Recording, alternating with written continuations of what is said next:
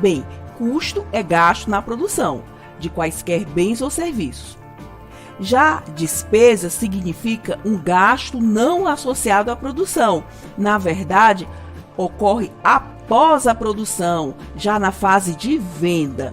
Gasto relativo à obtenção de receita é uma despesa.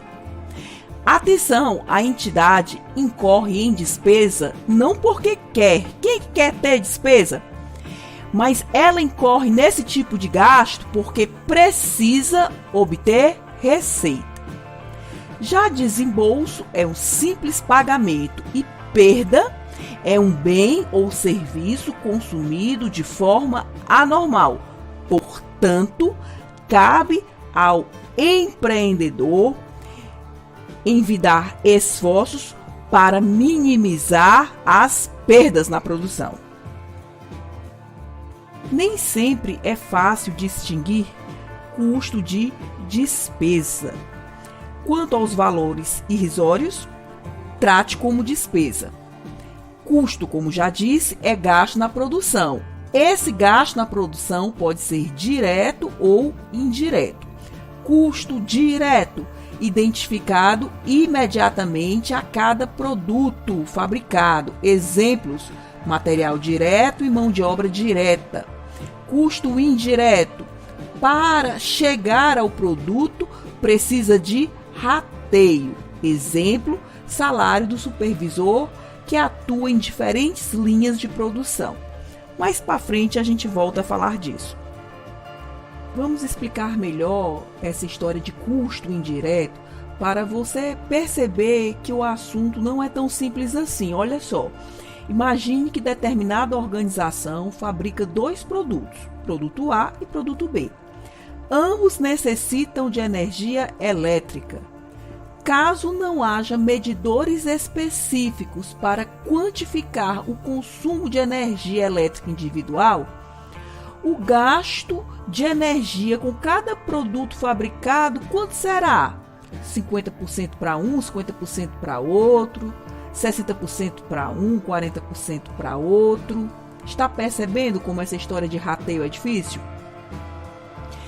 E todo critério de rateio tem um quê de arbitrariedade. Você consegue observar isso? Assim sendo, o gasto total do empreendimento é o somatório de seus custos mais despesas, não é mesmo?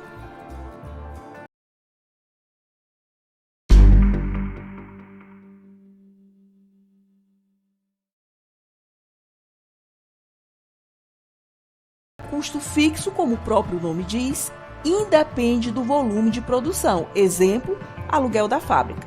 Tanto faz produzir mais ou menos, que o aluguel da fábrica terá de ser pago. Já custo variável é diferente, depende do volume de produção. Exemplo: material direto empregado na produção. Quanto mais produção, mais material direto. Agora, uma dica gerencial: se possível, o empreendedor deve promover ambiente de custos controláveis, o que nem sempre será possível, mas é desejável o esforço. O que é um custo controlável? Quando pode ser monitorado objetivamente.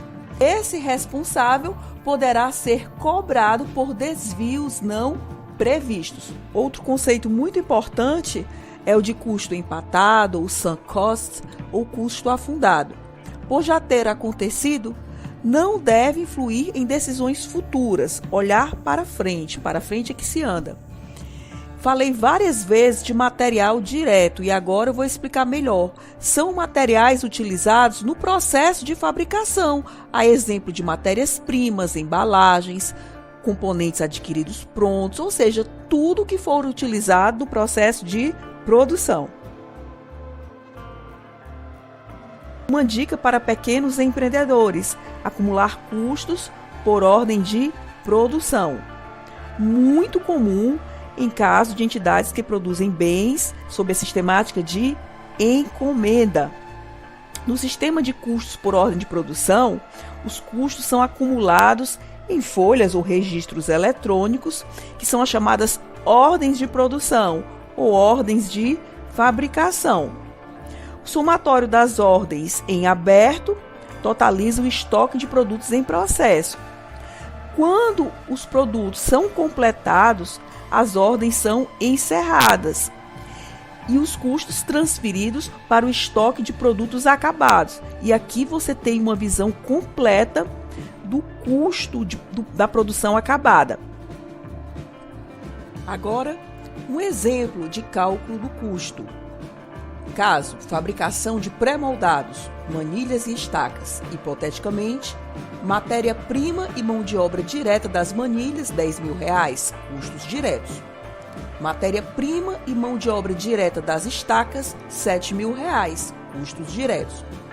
Custo indireto, nesse caso, energia elétrica, R$5.000. Como ratear? Metade para cada produto? É muito importante que você saiba calcular adequadamente o custo da produção, que nada mais é que o somatório dos custos diretos e indiretos. A partir daí, você definirá adequadamente o preço de venda, que tem que levar em conta, como eu já disse, os custos da produção, a margem de lucro e as despesas que naturalmente ocorrerão por ocasião da venda. Definir preço de venda não é tarefa fácil. Como eu já disse, tem que levar em conta os custos da produção, a margem de lucro e as despesas que acontecerão por ocasião da venda. Esses produtos fabricados no exemplo necessitam de energia elétrica. Caso não haja medidores específicos para quantificar o consumo energético individual, o gasto de energia com cada produto fabricado, quanto será? 50% para um, 50% para outro, 60% para um, 40% para outro. Todo critério de rateio, portanto, tem um quê de arbitrariedade e deve ser aplicado segundo as especificidades do caso concreto. Devem aumentar os níveis de controle, sempre ponderando a relação custo-benefício e procurar reduzir a arbitrariedade dos rateios. E a dúvida que não quer calar: como definir o preço de venda? O certo é que ele precisa equilibrar a condição no mercado, ganhos esperados, valor dos custos e despesas. E esse processo não é simples. Atenção, o preço equivocado pode levar o negócio ao fracasso. Uma ideia a ser trabalhada: custo-meta. Estratégia de gestão de custos, a partir do preço de mercado e da margem de lucro esperada, estabelece um teto para o custo dos produtos ou serviços. A ideia não é o custo a definir o preço, mas o preço a definir o custo. Trata-se de política de gestão de custos extremamente próxima do mercado. É isso aí, pessoal. Paz e bem, fraterno abraço, até a próxima.